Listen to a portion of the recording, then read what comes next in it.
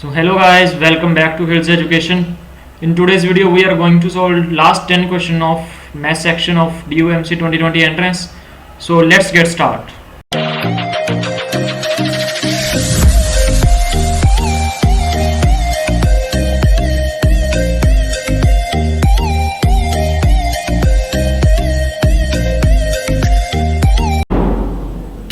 So today's first question is this. This question is from real analysis.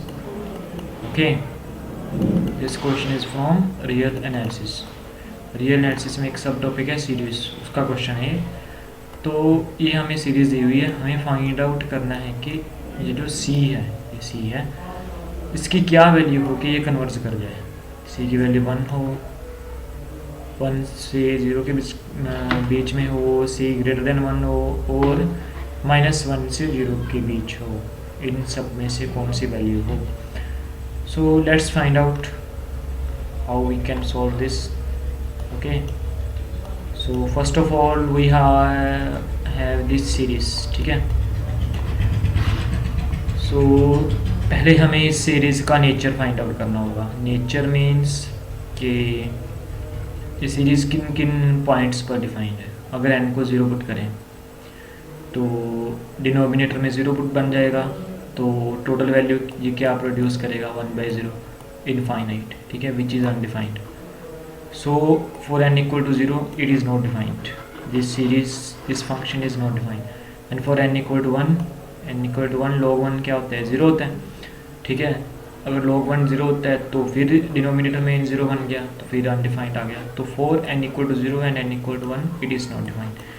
So we should not check this at 0 and 1. So precisely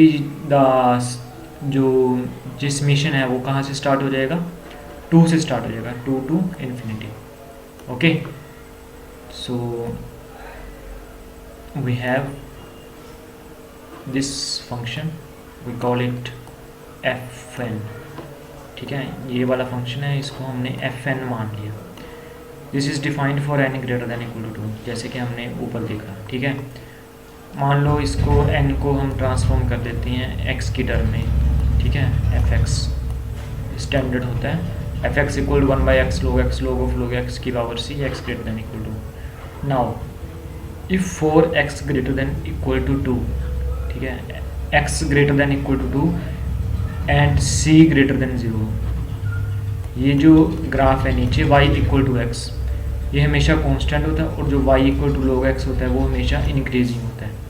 log of x भी increasing होता है, अगर हाँ वो increasing होता है, पर ये इंक्रीजिंग कब होगा, अगर c की वैल्यू पॉजिटिव है, तो ये डिनोमिनेटर में रह जाएगा, तो नीचे क्या हो जाएगा, इंक्रीजिंग हो जाएगा, ठीक है। तो इन तीनों का जो प्रोडक्ट है वो भी इंक्रीजिंग होगा, ठीक है। तो 1 बाई इंक्रीजिंग क्या हो गया, डिक्रीजिंग हो गया। तो अगर c है जो ग्रेटर देन 0 है, तो fx क्या होगा, 1 बाई इंक्रीजिंग क्या, डिक्रीजिंग हो जाएगा, ठीक है। fx एक तो डिक्रीजिंग होगा और एक इसकी वैल्यू क्या होगी, पॉजिटिव होगी, क्योंकि x greater than equal to 2 के लिए ये वैल्यू क्या आ जाएगी, पॉजिटिव आ जाएगी।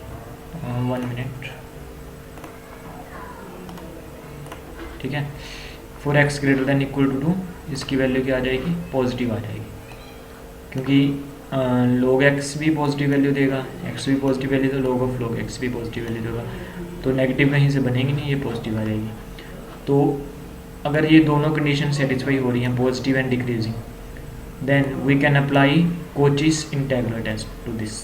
अगर आपने पढ़ा है रियल एनालिसिस में, तो यहाँ पर हम कोचीज इंटीग्रल टेस्ट अप्लाई कर सकते हैं। वो क्या कहते हैं, उसकी स्टेटमेंट क्या होती है कि समीशन है जो, उसको हम कन्वर्ट कर सकते हैं इंटीग्रेशन में। Summation can be converted into integration.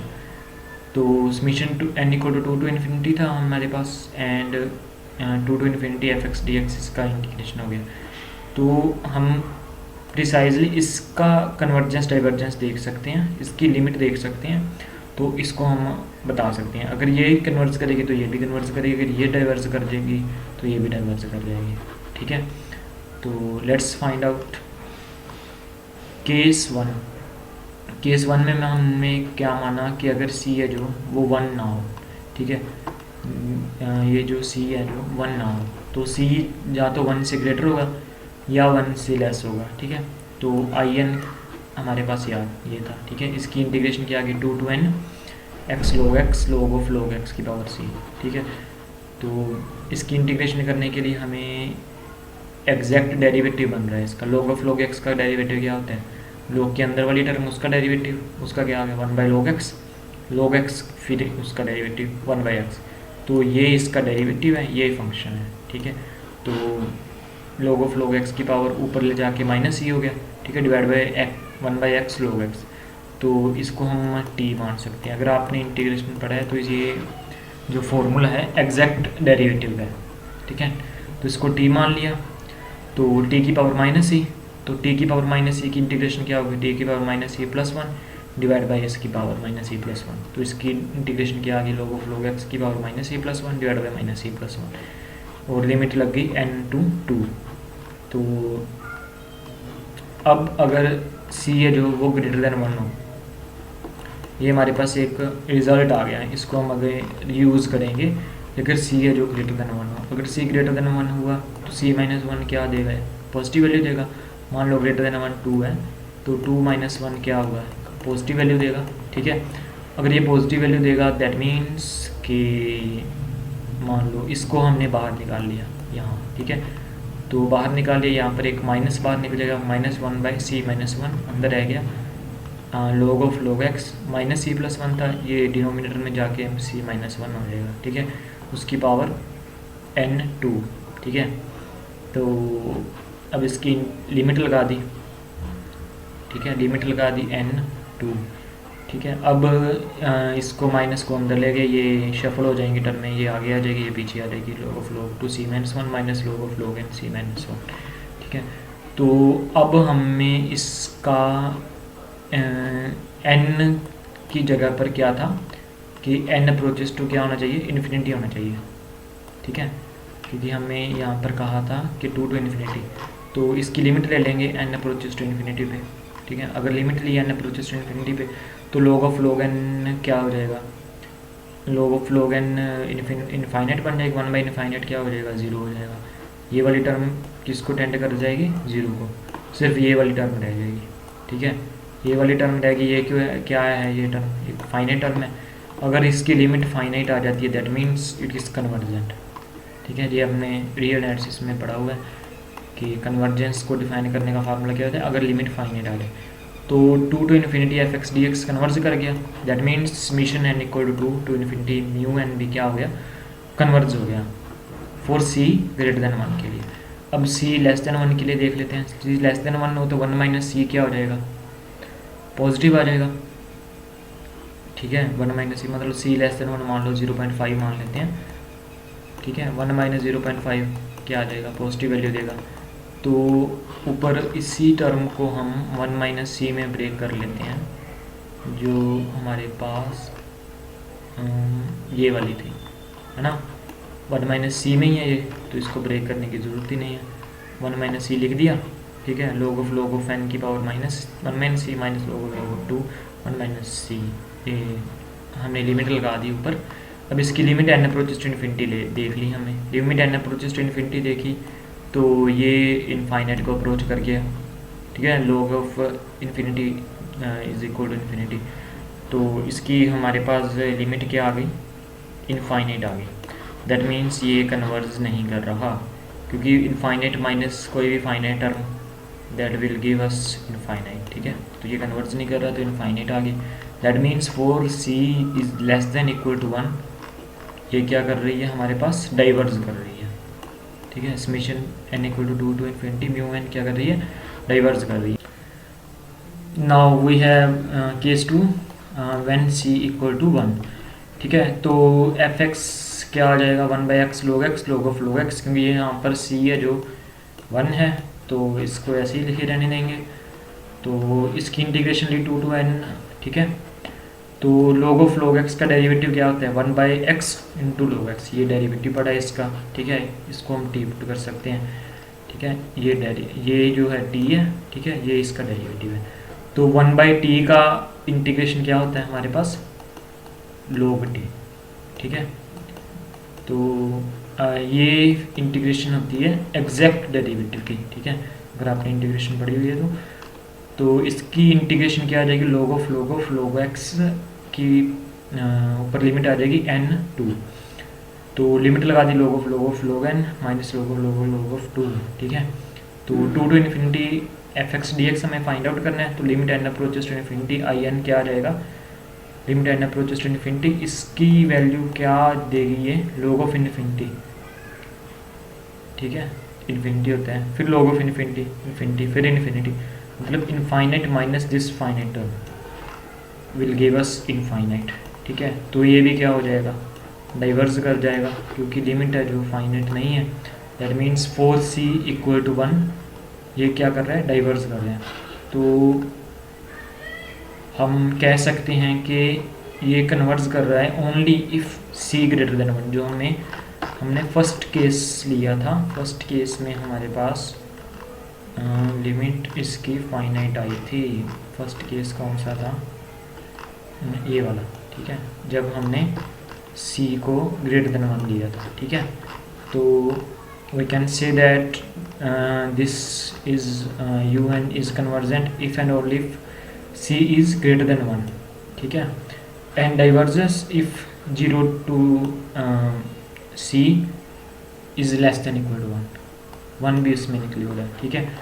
तो हमने फाइंड आउट करना था कि कन्वर्स करेगा ये, तो कन्वर्स देख लेते हैं।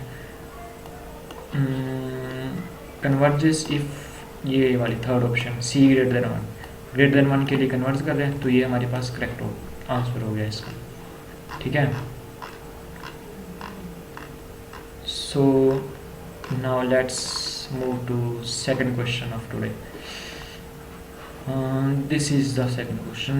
This question is from Riemann integration. Riemann integration is a part of real analysis. Okay, so you can refer it to that. So we have to find that which is not Riemann integrable on this interval, closed and bounded. Okay, we have first option continuous, monotone. Monotone means monotonic, piecewise continuous and Dirichlet, ठीक है। Okay, then we have the solution for this. We have हमारे पास जो Riemann integration है उसकी 2-3 थ्योरमें होती हैं, statements, वो आपको मैं बता देता हूँ। A bounded function F A to B, मतलब कि कोई क्लोज्ड एंड बाउंडेड फंक्शन है, वो राइमन इंटीग्रेबल होगा on A to B if, पहली बात मतलब इनमें से कोई भी कंडीशन सेटिस्फाई कर ले। अगर वो कंटिन्यूस है तो वो राइमन इंटीग्रेबल होगा, अगर वो मोनोटोनिक है तो वो राइमन इंटीग्रेबल होगा, ठीक है। अगर उसके पास F has a finite number of point of discontinuity, कुछ पॉइंट पर वो डिसकंटिन्यूस है, ठीक है, तो भी वो राइमन इंटीग्रेबल होगा। अगर वो set of continuous point of discontinuity has a finite, जिन पर वो डिसकंटिन्यूस है उन पर लिमिट पॉइंट है जो फाइनाइट है, तो भी वो क्या होगा, राइमन इंटीग्रेबल होगा। तो ये 3 स्टेटमेंट्स हैं हमारे पास, ये क्वेश्चन में लगेगी। पहली स्टेटमेंट क्या है कि एफ अगर कंटिन्यूस हो, तो फर्स्ट ऑप्शन क्या है, अगर वो कंटिन्यूस फंक्शन हो दैट मीन्स वो राइमन इंटीग्रेबल होगा। तो ये ऑप्शन क्या हो गई, ऑप्शन रॉन्ग होगी, पर ये राइमन इंटीग्रेबल होगा, ठीक है। और सेकंड ऑप्शन क्या है, अगर वो मोनोटोनिक हो तो भी राइमन इंटीग्रेबल होगा, तो ये भी राइमन इंटीग्रेबल होगा, ठीक है। अगर वो पीस वाइज कंटिन्यूस हो, piecewise continuous that means कुछ पॉइंट पर कंटिन्यूस हो, दैट मीन्स उसके जो डिसकंटिन्यूस पॉइंट है वो फाइनाइट हो, ठीक है। तो थर्ड ऑप्शन भी क्या होगी, राइमन इंटीग्रेबल होगा। ये तीनों राइमन इंटीग्रेबल हैं, तो फोर्थ है जो वो नहीं होगा, तो correct answer is Dirichlet function, ठीक है। पर मैं आपको फिर भी बता देता हूँ डिरिचलेट फंक्शन होता क्या है। डिरिचलेट फंक्शन होता है ये वाला, कि वो डिफाइंड होता है 0 to 1 क्लोज इंटरवल में, ठीक है। तो एफ एक्स है जो वो वैल्यू देता है 0 अगर एक्स क्या हो, रैशनल, और 1 देता है अगर एक्स क्या हो, इरेशनल, ठीक है। ये डिरिचलेट फंक्शन की स्टेटमेंट है, ठीक है। तो राइमन इंटीग्रेशन के लिए हमें क्या फाइंड आउट करना होता है, एक तो लोअर सम और एक अपर सम, ठीक है। लोअर सम और अपर सम इसका हम फाइंड आउट कर लेते हैं। तो पहले तो हम 0 to 1 पर ये डिफाइंड है, इसकी पार्टीशन बना ली 0 x0 x1 up to xn equal to 1 is a partition of 0 to 1। मैंने फॉर मान लो कोई इसका सब इंटरवल है xr-1 to xr, ठीक है, ये कोई इंटरवल है। तो we have its maximum value क्या है, mr इक्वल टू 1, ठीक है, मिनिमम वैल्यू क्या है 0 mr। ओके, तो इसका हम अपर बाउंड सम क्या आएगा यूपीएफ, इसका निकालने का फार्मूला ये होता है r equal to 1 to n m r delta r. M r हमारे पास क्या है 1 है, ठीक है, and delta r is the length of the interval, ठीक है। इंटरवल क्या था हमारे पास एक्स आर प्लस 1 लिख सकते हो, x r minus 1 to x r, ठीक है। तो इसकी लेंथ क्या आ गई एक्स आर माइनस 1, तो समेशन लगा दिया तो वो टोटल लेंथ बन जाएगी x n minus x naught. इसकी वैल्यू क्या आ गई हमारे पास 1 आ गई यूपीएफ की, और एलपीएफ की का फॉर्मूला ये होता है, ठीक है। एम आर हमारे पास क्या है, स्मॉल एम आर 0 है मिनिमम वैल्यू, ठीक है, तो 0 इंटू कुछ भी करो 0 आ जाएगा।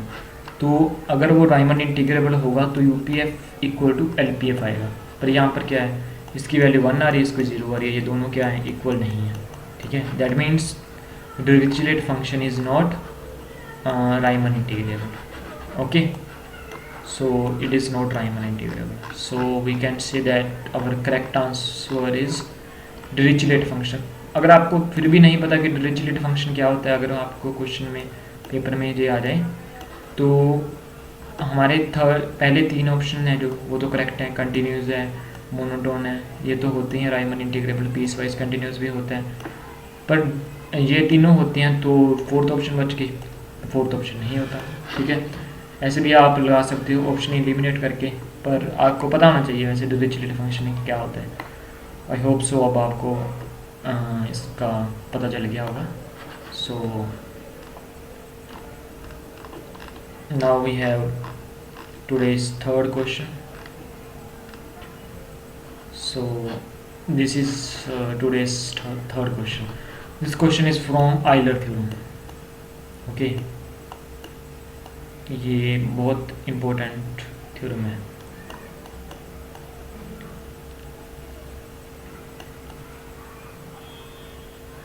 ठीक है। ये आपको मिलेगी कैलकुलस में,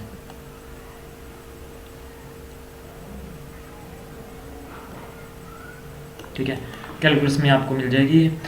तो ये जो थ्योरम है इसका लगभग एक क्वेश्चन आ ही जाता है, ठीक है, आई ईयर एक ना एक क्वेश्चन आ ही जाता है, ठीक है। तो आपको ये मस्ट है करनी, ठीक है। तो we have to find out this here, okay. तो अगर आपको आइलर थ्योरम के बारे में कुछ भी आइडिया है तो सीधे साधे आप इसकी फर्स्ट क्वेश्चन ऑप्शन है जो वो टिक मार्क कर दोगे, पर हम इसके सोल्यूशन में चलते हैं पहले, ठीक है। ये जो क्वेश्चन है वो 3 वेरिएबल में है, ठीक है, एक्स वाई जेड। अगर हम 2 वेरिएबल की बात करें तो उसका भी फॉर्मूला सेम होता है। तो इसका हम प्रूफ देख लेते हैं 2 वेरिएबल में। We can extend this to that in 3 variable. So for 2 variables let mu be a homogeneous function of order n. Mu है जो कोई एक होमोजीनियस फंक्शन है ऑफ ऑर्डर एन। हमें कोई भी इक्वेशन दी होगी, हमें उसको होमोजीनियस फंक्शन में कन्वर्ट करना होगा, तो म्यू को हम इस फॉर्म में कन्वर्ट कर देंगे, ठीक है। अब अभी एक बार आप मान लो कि म्यू है जो इस फॉर्म में है हमारे पास, ठीक है। आपको मैं एक एग्जांपल के तौर पे एग्जांपल में समझाऊंगा कि ऐसे क्यों है, ठीक है। तो लेट्स जस्ट सपोज, ठीक है। तो हम इसका पहले क्या निकालेंगे, एक्स के विद रिस्पेक्ट टू डेरिवेटिव। तो एक्स के विद रिस्पेक्ट टू डेरिवेटिव क्या आ जाएगा, वाई को हम कांस्टेंट मान लेंगे एक्स की पावर एन, ठीक है, f dash y by x, ठीक है, एंड वाई कांस्टेंट है minus y by x square, ठीक है, प्लस ये ऐसे ही पड़ा रहेगा, ठीक है, इनटू इसका डेरिवेटिव एन इंटू एक्स की पावर एन माइनस 1। ओके, तो ये डेरिवेटिव निकाल लिया। अब इसको एक्स के साथ मल्टीप्लाई कर दिया, एक्स के साथ मल्टीप्लाई करने पर हमें ये मिल जाएगा, ठीक है। अब ये मिल गया हमें, ठीक है। अब इसी का u का हम with respect to y partial derivative करेंगे। तो y में हमारे पास सिर्फ एक ही टर्म है, ठीक है। x की पावर n को हम कांस्टेंट मान लेते हैं, एफ वाई बाई एक्स, इसका डेरिवेटिव किया f dash y by x, और x को कांस्टेंट मान लिया, तो इसका सीधा सीधा इंटीग्रेशन डेरिवेटिव क्या आ जाएगा 1/x साथ में, ठीक है। तो क्योंकि y का डेरिवेटिव क्या होता है 1 होता है, ठीक है, विद रिस्पेक्ट टू y। तो इसको भी y के साथ मल्टीप्लाई कर दिया, तो y के साथ मल्टीप्लाई करने पर ये आ गया। तो अब इन दोनों को कर दिया हमने ऐड इन दोनों को ऐड किया, तो ये वाली टर्म प्लस ये वाली टर्म प्लस ये वाली टर्म, ये दोनों टर्म आइडेंटिकल हैं तो ये कैंसिल आउट हो जाएंगे, तो we are left with only this term, ठीक है। तो दिस टर्म, ओके। तो हमारे पास u क्या था, हमारे पास x की power n f y by x, so x की power n f y by x को हम u लिख सकते हैं यहाँ पर, ठीक है। तो x partial u by x plus y partial u by Y equal to N U आ गया। ये आइलर थ्योरम है जो ये स्टेट करती है, ठीक है।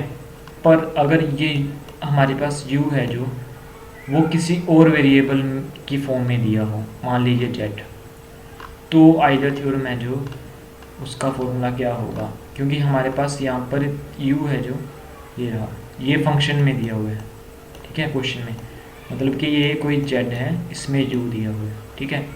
तो हमें उसका फॉर्मूला फाइंड आउट करना है। तो हम एक एग्जांपल देख लेते हैं, उससे आपको ज़्यादा क्लियर होगा।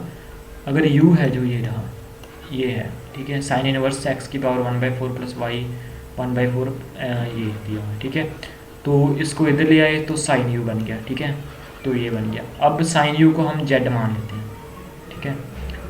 तो जो हमें क्वेश्चन में दिया हुआ है कि f of u equal to z, उस फॉर्म में हम ये क्वेश्चन मान लिया z equal to sine u, ठीक है।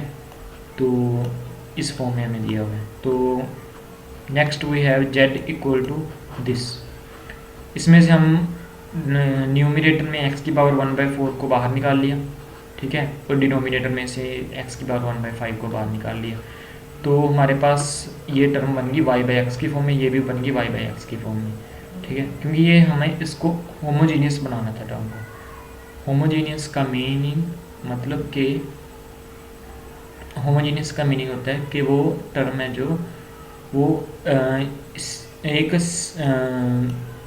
सिमिलर पावर है उसकी, ठीक है, इस फॉर्म में बनाना था हमें इसको, u इक्वल टू एक्स की power n f y by x, ठीक है, इस फॉर्म में हमारा बन गया x की पावर n, x की पावर n क्या है हमारे पास, x की पावर 1/4 एंड 1, इसको हम ऊपर ले आए 1/4 माइनस 1/5, x की पावर क्या आ जाएगी 1/20 into this f y by x, ये क्या है हमारे पास एफ वाई बाई एक्स की फॉर्म में क्या है फंक्शन है, ठीक है।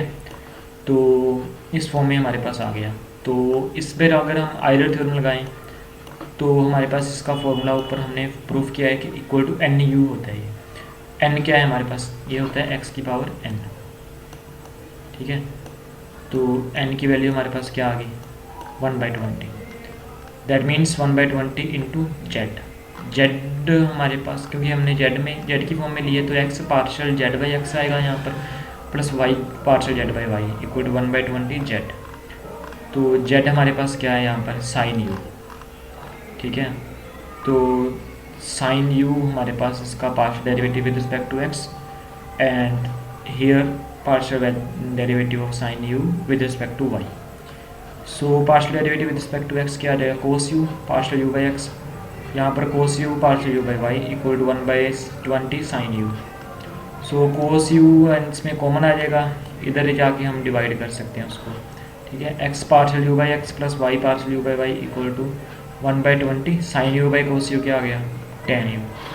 That means we can say that sine is tan u is sine u by cos you.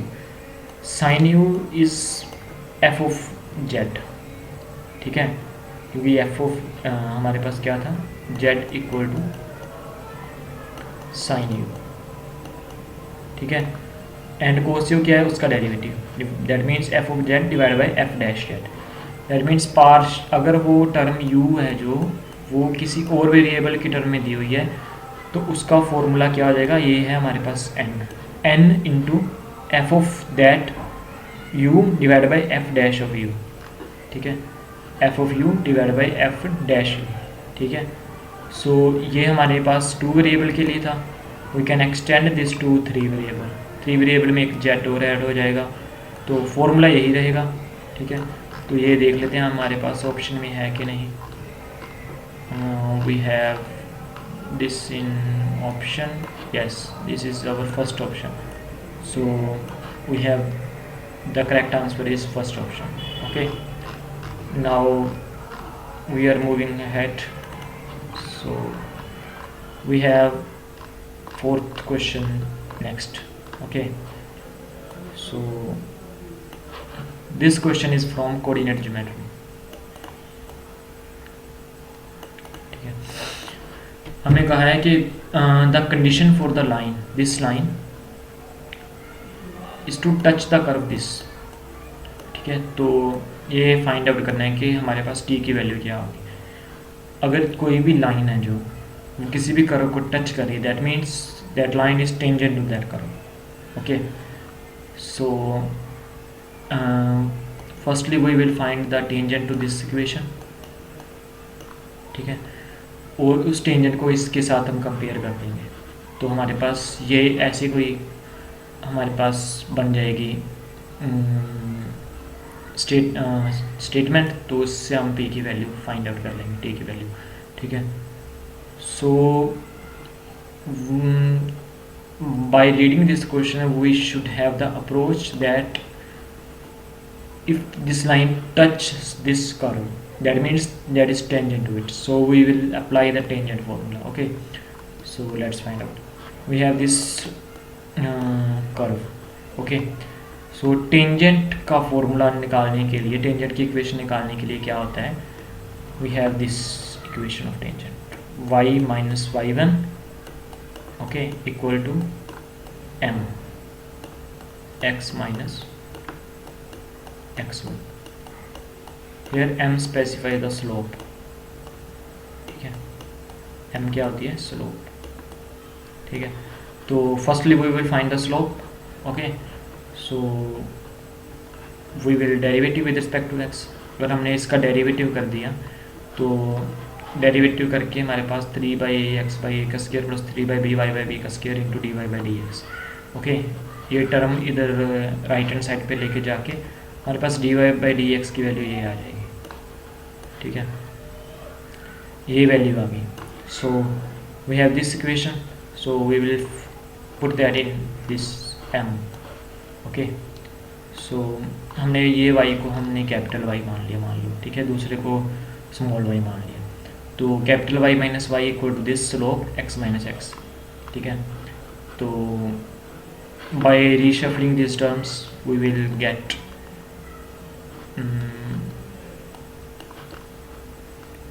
y minus y, ये इधर ले आया हम b क्यूब, ठीक है, x माइनस एक्स ये इधर रह गया, ठीक है, बाकी सारी टर्म। तो by reshuffling we will get this equation. Okay, this equation now this is tangent to that curve, ठीक है, ये टेंजेंट की इक्वेशन है इस कर्व के। पर हमें क्वेश्चन में क्या दिया है कि ये टेंजेंट है इसके, क्योंकि ये टच कर रहा है, तो हम इस इक्वेशन के साथ इसको क्या कर देंगे, कंपेयर कर देंगे। तो we can compare it with this equation. Okay, x की टर्म एक्स के साथ कंपेयर, वाई की टर्म वाई के साथ compare. There is one okay, cos alpha will be divided by x square a cube. Okay, यहाँ पर sine alpha लिख दें, ये गलती से लिखा गया यहाँ पर, ठीक है, यहाँ पर कोस अल्फा आ जाएगा कि एक्स की टर्म एक्स के साथ और वाई की टर्म वाई के साथ कंपेयर होगी। Y sine alpha will be divided by Y square by B cube, okay, equal to P divide by 1। Okay, so we will get X by ए का square, ठीक है, इधर ले आए हम टर्म, ठीक है, एक्स बाई ए का स्क्वायर, एक ए इधर चला गया, क्रॉस मल्टीप्लाई कर दिया, एक ए इधर चला गया ऊपर, ठीक है, ए स्क्वायर रह गया यहाँ पर, ठीक है, और एक ए यहाँ पर आ गया ऊपर, तो equal to a cos alpha divide by p, and y by b का स्क्वायर इक्वल टू दिस, ठीक है। तो अब हमें पता था कि एक्स बाई ए का cube plus y by b का क्यूब इक्वल टू 1 होता है, ठीक है। So we will convert that into cube. तो क्यूब में कन्वर्ट करने के लिए इसकी पावर क्या करनी पड़ेगी हमें, 3/2, ठीक है, दोनों साइड पर 3/2 पावर कर दी। ये 2 के साथ 2 कैंसिल, इसकी पावर क्या आ जाएगी 3, यहाँ पर भी 3/2, ठीक है। तो इधर भी 3/2 करना पड़ेगा। So now we will add them, ठीक है, इसको ऐड कर दिया इक्वल टू 1 आ जाएगा। तो राइट हैंड साइड भी इसके इक्वल है, तो इसको ऐड करने पर भी 1 आना चाहिए, ठीक है। तो इसकी पावर क्या आ जाएगी, p की पावर 3/2 यहाँ पर डिनोमिनेटर में, यहाँ पर भी p की पावर 3/2 इक्वल टू यहाँ पर 1 है ये वाला, ठीक है। तो p की पावर 3/2 उधर मल्टीप्लाई हो जाएगा। तो यही हमारे पास ये वो आइडेंटिटी थी कि a कोस अल्फ़ा की power t plus b sine alpha की power t equal to p की power t। So we will have here t की वैल्यू क्या आ गई हमारे पास 3/2, ठीक है, by comparing with this. So we have answer 3/2। So our first option is correct. Okay, so I hope you get the solution. So moving to our next question, this question is from complex, okay, complex number,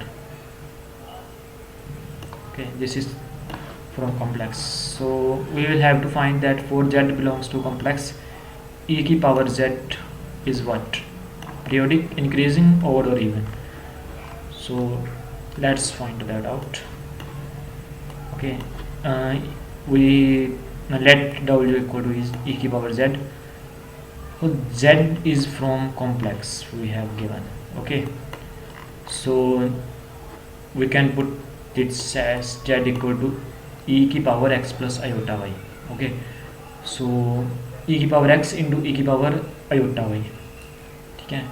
तो e की power iota y होता है cos y plus iota sin y, e की power iota y is equal to this, ठीक है, अगर आपने complex में किया हुआ था, ठीक है। तो e की पावर x इंटू दिस, ठीक है, e की power x we can say that it is the dilation by e की power x। Dilation means translation, okay, and rotation by y radians, this y radians. अगर हम e की power z के graph की बात करें तो e की पावर x उसमें क्या है, ट्रांसलेशन का काम कर रहा है, और ये जो पार्ट है वो क्या कर रहा है, रोटेशन का काम कर रहा है।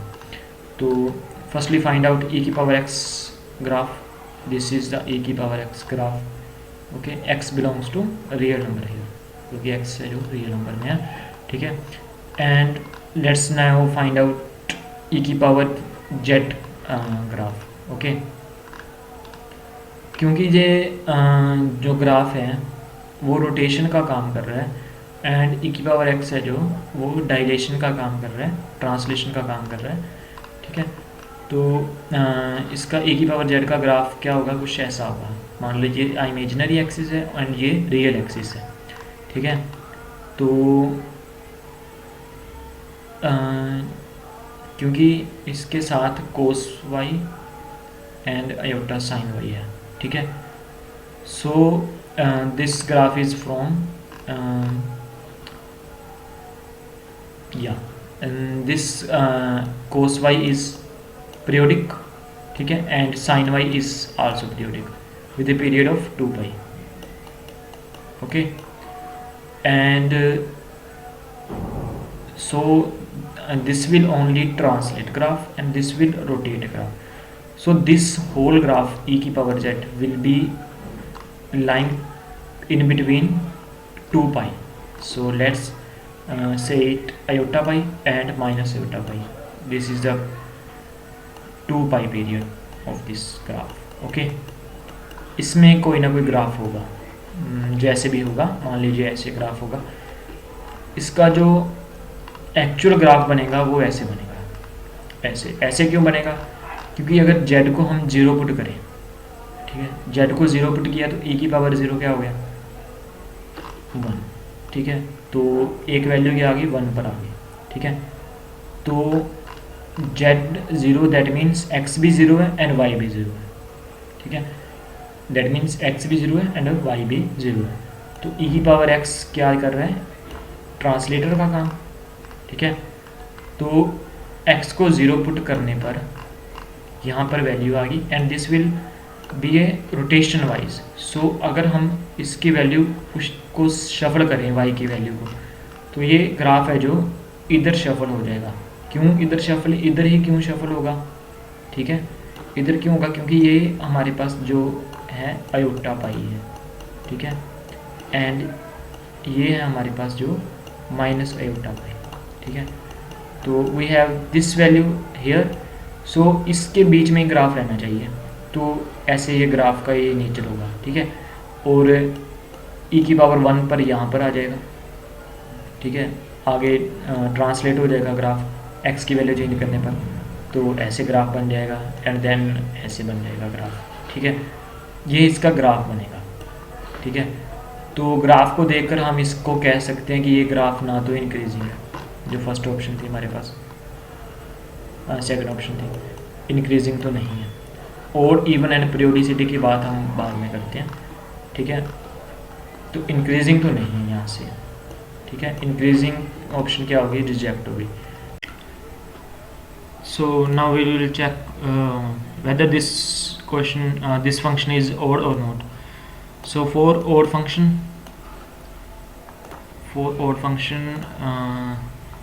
ये वाली प्रॉपर्टी सेटिस्फाई करनी चाहिए कि f of minus x is equal to minus of fx. Okay, so here f of z is equal to e की पावर z. ओके, तो e की पावर z को हम ये लिख सकते हैं e की power x into cos y plus iota sine y. Okay, and अगर इसके आगे हम माइनस लगाएं, माइनस ऑफ एफ जेड, तो आगे माइनस लग जाएगा ओनली, ओके। एंड अगर एफ ऑफ माइनस एक्स निकालें, एफ ऑफ माइनस जेड निकालें, तो ई की power minus Z will be converted it into E की power minus X into cos iota, cos pi minus iota sine pi. ये क्यों आ गया, क्योंकि देखो ई की पावर जेड है, ठीक है, तो अगर माइनस जेड हो गया तो क्या आ जाएगा, e की पावर माइनस एक्स, ठीक है, माइनस आयोटा वाई, ठीक है, e की पावर माइनस एक्स को बाहर निकाल लिया और e की power minus iota y is equal to this, ये होता है, ठीक है। अब ये दोनों क्या हैं, इक्वल नहीं है, ठीक है, ये दोनों इक्वल नहीं है, दैट मीन्स e की power minus z is not equal to e की power minus of minus, that means कि f of minus z is not equal to minus of f z. Okay, so this function is not odd function, ठीक है। and for even function we should have f of minus x equal to f of x, तो वो भी नहीं है, यहाँ से देखो f of minus x is this, ठीक है, and f of x is this, ये दोनों भी कहाँ इक्वल है, ये दोनों भी इक्वल नहीं है, ये वाली टर्म एंड ये वाली टर्म, ये भी इक्वल नहीं है, ठीक है, that means this is not an even function, okay.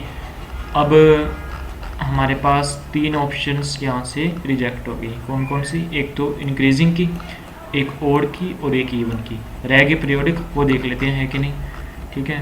Periodic देखने के लिए देखो पीरियोडिक क्या होता है, पीरियोडिक होता है कि अगर एफ ऑफ एक्स में से कोई ऐसा इंटरवल ऐड करें, ठीक है, मिनिमम, कि वो वापस एफ ऑफ एक्स दे दे हमें, तो यहाँ पर जो टी होता है वो हमारे पास होता है पीरियड, ठीक है, उसको हम पीरियोडिक कहते हैं, ठीक है। तो यहाँ पर e की पावर z है, e की पावर z को हम ऐसे लिख सकते हैं, ठीक है, ये इसमें कन्वर्ट हो जाएगा, इसमें कन्वर्ट हो जाएगा, आपको मैंने पहले ऊपर बताया। अब कोस का जो पीरियड होता है वो होता है 2 पाई एंड साइन का पीरियड होता है वो भी 2 पाई होता है, तो हम इसको ऐसे भी लिख सकते हैं, ठीक है। दैट मीन्स e की पावर x इंटू ई की power iota y plus 2 pi, okay, e की पावर x इंटू इसको अलग अलग कर दिया, e की पावर आयोटा पाई, e की पावर 2 पाई इंटू आयोटा, ठीक है। तो x plus iota y plus 2 pi iota, ठीक है, x प्लस आयोटा वाई को हम z लिख सकते हैं, e की power z plus 2 pi iota. So we have F of Z plus 2 pi iota equal to F of Z, क्योंकि F of Z क्या था हमारे पास, e की पावर जेड था, तो इसको हम लिख सकते हैं F of Z plus 2 pi iota. Okay, so इस फॉर्म में आ गया हमारा ये वाला आइडेंटिटी। ठीक है, इसका पीरियड कितना हो गया 2 pi iota.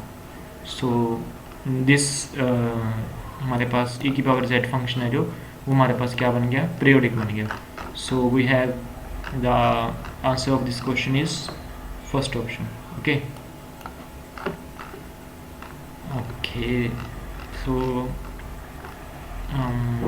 next question is this. This question is also from complex. ठीक है, ये क्वेश्चन भी कॉम्प्लेक्स नंबर का है। ठीक है, कॉम्प्लेक्स नंबर का है। यहाँ पर हमें फाइंड आउट करना है कि ये जो इक्वेशन है, ठीक है, इसके जो रूट्स हैं वो क्या होंगे। अगर जेड है जो कॉम्प्लेक्स को बिलोंग कर रहा है, for N greater than equal to zero, equal to नहीं, for N greater than zero, इसके रूट हैं जो क्या होंगे, इंटीजर होंगे, रैशनल होंगे, इरेशनल होंगे या इमेजिनरी होंगे। ठीक है, तो लेट्स फाइंड आउट। ये हमें दिया हुआ है जेड प्लस 1 की power 2n plus Z minus 1 की पावर 2n। ठीक है, तो इसको हम दूसरी साइड ले जाते हैं इक्वल टू ज़ीरो, क्योंकि रूट निकालने के लिए इक्वल टू ज़ीरो करना पड़ेगा। इसको इधर ले आए। ठीक है, इसका मॉडुलस ले लिया दोनों साइड। ठीक है, ये आ गया 1 प्लस जेड की पावर 2n एंड इधर आ गया 1 माइनस जेड की पावर 2n। ठीक है, तो मॉडुलस की पावर इवन है, दैट मीन्स कि वो पॉजिटिव ही रहेगा। ठीक है, दैट मीन्स कि इसका मॉडुलस भी क्या है, सेम है, 1 plus z equal to 1 minus z. ठीक है, अगर हम जेड को जेड जो है कॉम्प्लेक्स को बिलोंग कर रहे हैं, अगर हम जेड को प्योरली रियल नंबर लें, ठीक है, that means Z equal to some real value A, तो ये इक्वेशन क्या बन जाएगी, 1 प्लस ए की पावर 2n एंड 1 माइनस ए की पावर 2n। अगर स्केयर की बात करें इसकी, तो 1 प्लस ए की पावर स्केयर एंड 1 माइनस ए की पावर स्केयर। ठीक है, तो ये क्या आ जाएगा, 1 plus A square plus 2a, and इधर भी क्या आ जाएगा, 1 प्लस ए स्केयर माइनस 2a। तो हमारे पास यहाँ पर कैंसिल आउट होके हमारे पास क्या आ रहा है, ए इक्वल टू ज़ीरो। ठीक है, अगर जेड को ओनली कांस्टेंट लें तो इस आइडेंटिटी की स्केयर की वैल्यू, स्केयर और उसकी पावर 4 कुछ भी करी जाओ, उस सभी की वैल्यू क्या आएगी हमारे पास, उसमें ए की वैल्यू 0 आ जाएगी। That means real part of Z is always 0। ठीक है, real part of Z is always 0 अगर इस जेड की बात करें। तो रियल पार्ट 0 है, तो वो जेड क्या बन गया, इमेजिनरी नंबर बन गया। तो जेड ही क्या इसके रूट आएंगे, इस इक्वेशन के रूट निकालने के लिए जेड की वैल्यू हमें फाइंड आउट करनी होगी। दैट मीन्स जेड ही इसके रूट हैं, that means roots are only imaginary number. ठीक है, रियल वैल्यू कोई होगी नहीं, that means roots are only imaginary. So we have fourth option is correct here. ठीक है, I hope you got the answer. So now moving towards next question is this question is from real analysis, Riemann integration. okay, हमें क्या दिया हुआ है, if g is Riemann integrable on a to b interval and fx is equal to gx except for finite number of points, then what can be said about this. okay, so देखते हैं इसका solution। Riemann sum, इस solution, इसको पहले हम Riemann सम समझते हैं कि वो क्या होता है। इसको समझने के लिए राइमन सम होता है कि अगर ए टू बी कोई क्लोज इंटरवल से रियल तक कोई मैपिंग जा रही है, ठीक है, and there is a okay, अगर मैपिंग जा रही है with partition, A to B की कोई पार्टीशन है। ठीक है, पार्टीशन कैसी है, X I minus 1 to X I. ठीक है, एंड कोमा टी आई तक कोई जा रही है, 4i equal to 1 to n। ठीक है, ये एक पार्टीशन है। ठीक है, ये कोई इंटरवल है और इस पे तो राइमन सम हमारे पास क्या होगा, उसका राइमन सम होगा कि जैसे हम लोअर डायरोबॉक्स सम और अपर डायरोबॉक्स सम निकालते हैं, ठीक है, उसी तरह से राइमन सम होता है। तो ये कोई एक मान लो ए टू बी इंटरवल है, मान लो ये ए ठीक है, ये बी है, ये कोई इंटरवल है, इसमें हमने कोई सब इंटरवल ले लिया, इसकी पार्टीशन करके x I minus one two X I, ठीक है, ये वाला एक सब इंटरवल ले लिया, ठीक है। तो टोटल राइमंड सम क्या होगा, उस सब इंटरवल में से जो F of T I means कि उस फंक्शन पे टी की वैल्यू टी आई, उसमें उस इंटरवल में से कोई भी एक पॉइंट, उस पर कोई फंक्शन की वैल्यू क्या है, और साथ में उस जो इंटरवल है उसकी लेंथ क्या है, उसका टोटल पर समेशन कर दो तो हमारे पास राइमंड सम आ जाएगा, ठीक है। And Riemann integration is this, function F A to B is R is Riemann integrable, ठीक है। राइमंड इंटीग्रेबल कब होगा कि जो इसकी लिमिट एग्जिस्ट कर रही है, मान लो उसकी राइमंड इंटीग्रेशन करके उसकी लिमिट आ रही है एल, ठीक है, उसका अगर राइमंड सम के साथ डिफरेंस निकालें तो हमेशा लेस देन एप्सिलॉन, ठीक है, less than epsilon means is very less, that means Riemann sum is converging to this L limit, okay. So this is a basic idea which I have given to you for solving this question, ठीक है। Now question क्या था हमारे पास कि F X equal to G X for find a number of point. सो हम एक फंक्शन मान लेते हैं एच एक्स, इसको क्या मान लेते हैं f x minus g x. तो हमें प्रूफ करना है कि ये दोनों के for a finite number of point these are not equal, है ना, यही दिया था ना, these are not equal, yes, ठीक है। तो हमें प्रूफ करना है कि जो इसका फंक्शन है f x minus g x equal to h x है, कि एच एक्स है जो इक्वल टू ज़ीरो है for a finite number of point. अगर हम ये प्रूफ कर दें कि ये जीरो है, ठीक है, that means F X equal to G X आ जाएगा, ठीक है। तो ये हम प्रूफ करते हैं, कैसे करेंगे प्रूफ करने के लिए हमें चाहिए कि हमें क्या कहा क्या है कि F X equal to G X है except for finite number of point, कुछ फाइनाइट नंबर ऑफ पॉइंट पर ये जीरो नहीं है, बाकियों पर जीरो है, ठीक है। तो एच एक्स को मान लेते हैं वही कुछ फाइनाइट नंबर ऑफ पॉइंट, ठीक है। तो उस फाइनाइट नंबर ऑफ पॉइंट में से मान लो एक पॉइंट है सी, ठीक है, अगर सी मान लिया कोई पॉइंट, ठीक है, तो फॉर ऑल सी मान लिया, तो हम इसकी इंटीग्रेशन, इसकी जो हमें राइमन इंटीग्रेशन निकालनी है एच एक्स की, वो हमें ज़ीरो प्रूफ करनी है। अगर वो ज़ीरो आ गई, ये जो राइमन सम है ज़ीरो को कन्वर्ज कर गया, ठीक है, दैट मीन्स कि वी हैव आवर प्रूफ। सो ये जो है हमें ज़ीरो के इक्वल प्रूफ करनी है, इसका जो एच का राइमन सम है, ठीक है। एच हमें मान लो कोई एक इंटरवल है ए टू बी, ठीक है, और उसमें एक पॉइंट है सी, तो S H P minus zero is S H P को हम इस तरह से लिख सकते हैं राइमन सम, ठीक है, is this is less than equal to 2 into h of c into norm of P.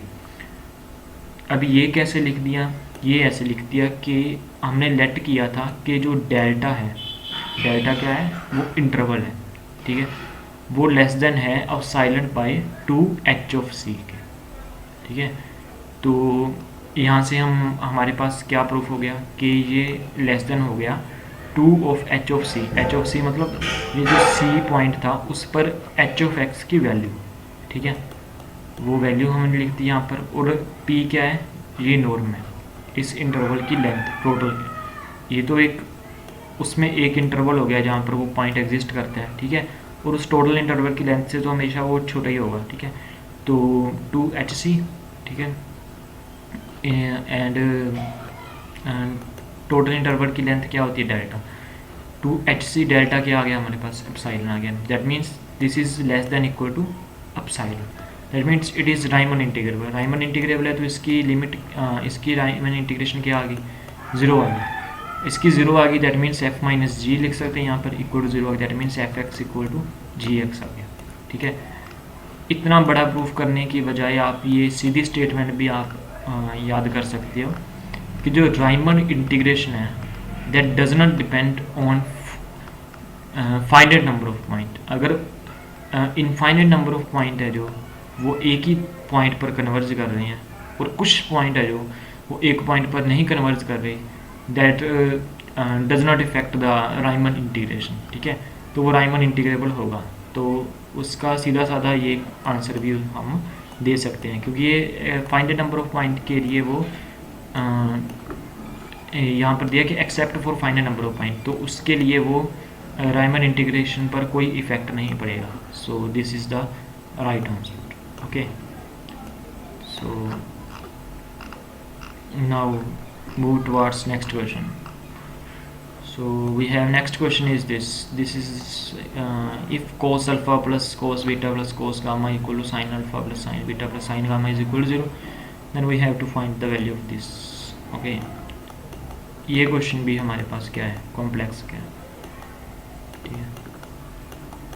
दिखने में ये आपको लगेगा कि ट्रिग्नो का है, पर ये कॉम्प्लेक्स का क्वेश्चन है, ठीक है। तो let's find out how to do this. हमने एक कॉम्प्लेक्स नंबर मान लिया, ये वाला cos alpha plus iota sine alpha, ठीक है। एंड एक मान लिया हमारे ये वाला cos beta plus iota sine beta, and Z3 मान लिया ये, ठीक है। तो 1/Z1 क्या हो जाएगा, ये हो जाएगा। ये क्यों हो जाएगा, क्योंकि आपने कॉम्प्लेक्स में पढ़ा हुआ है कि Z इंटू अगर Z बार है जो 1 हो जाए, that means Z bar equal to 1/Z हम इसको लिख सकते हैं। अब ये है जो इसका Z बार क्या आएगा, Z बार आएगा cos alpha minus iota sine alpha, ठीक है। अब Z इंटू Z बार करें यहाँ पर, ठीक है, Z इंटू Z बार करें तो क्या आ जाएगा, cos alpha into cos alpha, cos का square, and iota into iota square, minus into minus plus हो जाएगा, sine into sine sine square हो जाएगा, cos square plus sine square कितना आ जाएगा, 1 आ जाएगा वो, ठीक है। दैट मीन्स ये हम लिख सकते हैं Z bar equal to 1/Z, ठीक है। तो 1/Z1 इक्वल टू दिस, तो ये लिख दिया, ठीक है। तो 1/Z2 इज़ दिस, ठीक है, ये लिख दिया, 1/Z3 इज़ दिस, ठीक है। अब हमारे पास Z1 plus Z2 plus Z3 क्या आ जाएगा, ये आ जाएगा, ठीक है। अब ये हमें 0 दिया हुआ है क्वेश्चन में, ये रहा, ठीक है। तो इसकी वैल्यू 0 पुट कर दी, तो Z1 plus Z2 plus Z3 क्या आ जाएगा, 0 आ जाएगा। दैट मीन्स इसका स्केयर भी 0 होगा, ठीक है। स्केयर 0 होगा तो इसका फॉर्मूला लगा दिया। फॉर्मूला क्या आता है, Z1 square plus Z2 square plus Z3 square plus 2Z1 Z2 plus 2Z2 Z3 plus 2Z1 Z3 equal to 0, ठीक है। वो राइट हैंड साइड पर ले गए तो इधर माइनस आ गया, ठीक है। तो इसमें से Z1 Z2 Z3 कॉमन निकाल लिया, अंदर रह गया 1/Z3 plus 1/Z2 plus 1/Z1। Okay, यहाँ पर 1/Z3 की वैल्यू पुट कर दो, ये वाली, ठीक है, 1/Z2 की ये वाली, 1/Z1 की ये वाली, ये तीनों पुट कर दी, ठीक है। अब पुट कर दी तो कॉमन निकाल लिया, कोस alpha plus cos beta plus cos gamma, ये कॉमन निकल गया, ठीक है। अयोटा कॉमन निकाल के ये आ गया, ठीक है। अब ये भी इक्वल टू 0 है, ये भी इक्वल टू 0, दैट मीन्स कि Z1 square plus Z2 square plus Z3 square will be 0, क्योंकि 0 minus 0 is 0 into this is equal to 0, that means we will get Z1 square plus Z2 square plus Z3 square equal to 0। Z1 square, Z1 क्या था, cos alpha plus iota sine alpha, Z2 क्या था, cos beta plus iota sine beta, इसका square और इसका square सभी का 0। इसका स्केयर किया cos square alpha minus sine square alpha plus 2 iota cos alpha sine alpha, ठीक है। इसका स्केयर किया तो ये आ गया, इसका स्केयर किया तो ये आ गया, ठीक है। अब इसमें से कोस square alpha minus sine square alpha का फॉर्मूला क्या होता है, कोस 2 alpha, 2 cos alpha sine alpha का फॉर्मूला क्या होता है, साइन 2 अल्फा, ठीक है। एंड इसका फॉर्मूला क्या होता है, कोस 2 अल्फा बीटा, ठीक है। इसका फॉर्मूला साइन 2 बीटा, ठीक है। इसका फॉर्मूला कोस 2 गामा, इसका फॉर्मूला साइन 2 गामा। अगर आपने पढ़ा हो तो cos square alpha minus sine square alpha is equal to cos 2 alpha होता है, and 2 cos alpha sine alpha is equal to sine 2 alpha. ये ट्रिग्नोमेट्री का फॉर्मूला होता है, that means this plus this equal to 0, ठीक है। तो अगर कोई भी कॉम्प्लेक्स नंबर 0 है, दैट मीन्स उसकी रियल एंट्री भी 0 है और इमेजिनरी एंट्री भी 0 है, that means this is equal to 0 and this is also equal to 0, ठीक है। तो क्वेश्चन में हमें क्या फाइंड आउट करने के लिए कहा था, क्वेश्चन में हमें ये फाइंड आउट करने के लिए क्या था, तो हमने ये फाइंड आउट कर लिया है, ठीक है, 0, तो 0 इज आंसर। अगर sine 2 alpha plus sine 2 beta plus sine 2 gamma find out करने के लिए कहा था तो वो भी 0 होता। So I hope you got the answer. ठीक है, now we have our 9th question of today. This question is also from complex. ठीक है, कॉम्प्लेक्स का क्वेश्चन है ये भी। कॉम्प्लेक्स का हमें क्या क्या है कि W equal to z square किसको मैप कर रहा है इन 4 ऑप्शन में से। ये क्वेश्चन के ऑप्शन रॉन्ग है। ठीक है, पहले मैं बता दूं तो लेट्स फाइंड आउट कि किसको मैप कर रहा है। पहले तो W है जो वो मान लो कोई कॉम्प्लेक्स नंबर है एंड जेड भी कोई कॉम्प्लेक्स नंबर है। तो W है जो u plus iota v and z is equal to x plus iota y का स्क्वायर, क्योंकि स्क्वायर दिया हुआ है तो x square minus y square plus 2x iota y u plus iota v. तो u को हम मैप कर सकते हैं x square minus y square पर। ठीक है, एंड v को हम मैप कर सकते हैं 2xy। ठीक है, ये आ गया। एंड एक्स स्क्वायर की वैल्यू आ गई u प्लस वाई स्क्वायर। ठीक है, v स्क्वायर की वैल्यू आ गई 4x स्क्वायर वाई स्क्वायर। तो v स्क्वायर की वैल्यू ये आ गई। ठीक है, एक्स स्क्वायर की वैल्यू ये आ गई।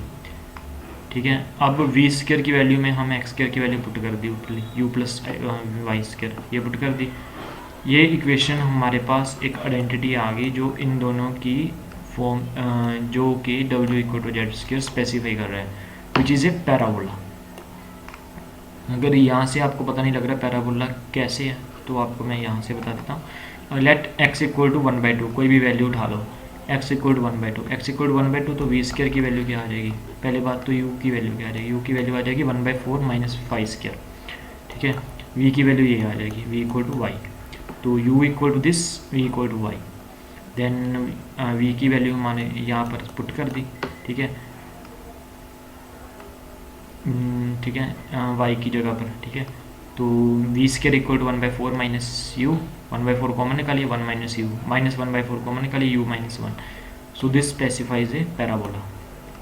So we have W equal to z square किसको मैप कर रहा है, एक पैराबोला को मैप कर रहा है, ना कि इन 4 ऑप्शन में से कोई। ठीक है, so we have our correct answer is parabola. ठीक है, सो ये क्वेश्चन के आंसर रॉन्ग दिए हैं यहाँ पर। सो we have today's last question. This question is from series, but ये क्वेश्चन तो सीरीज का है पर मुझे इसका सोल्यूशन नहीं मिला कहीं भी, मतलब मैं कर नहीं पाया, मैंने ट्राई किया मैं कर नहीं पाया। अगर आपको इसका सोल्यूशन फाइंड आउट हो तो आप कमेंट सेक्शन में बता देना। ठीक है, दिस इज़, मैं आपको इसको लिख देता हूँ अच्छे तरीके से। ठीक है, ये -1 की पावर n है। ठीक है, x की पावर 2n है। ठीक है, and 1 plus x into 1 plus 2x up to so 1 plus nx। ठीक है, ये आपसे हो तो आप कर देना, अगर मेरे से हो गया तो मैं इसकी अब एक और वीडियो स्पेशली इस पर बना के आपको सोल्व कर दूंगा क्वेश्चन। ठीक है, और अगर आपसे हो तो आप कमेंट सेक्शन में बता देना मुझे। ठीक है, और फॉर हमारा मैथ सेक्शन का पार्ट 2020 एग्ज़ाम का कंप्लीट हो चुका है। ठीक है, और मैंने टेलीग्राम ग्रुप में PDF डाल दिया है इस क्वेश्चन पेपर की, आप वहाँ पर ज्वाइन कर सकते हैं टेलीग्राम ग्रुप में, और कोई भी डाउट वगैरह हो तो या वहाँ पर पूछ सकते हैं, हम अवेलेबल रहेंगे। आपको कोई भी गाइडेंस हो चाहिए हो या फिर किसी भी बात का कोई भी डाउट हो, किसी भी क्वेश्चन में कोई डाउट हो, आप वहाँ पर पूछ सकते हैं। ठीक है, तो आप ज्वाइन कर सकते हैं, डिस्क्रिप्शन में आपको लिंक मिल जाएगा। ठीक है, so thank you very much for listening this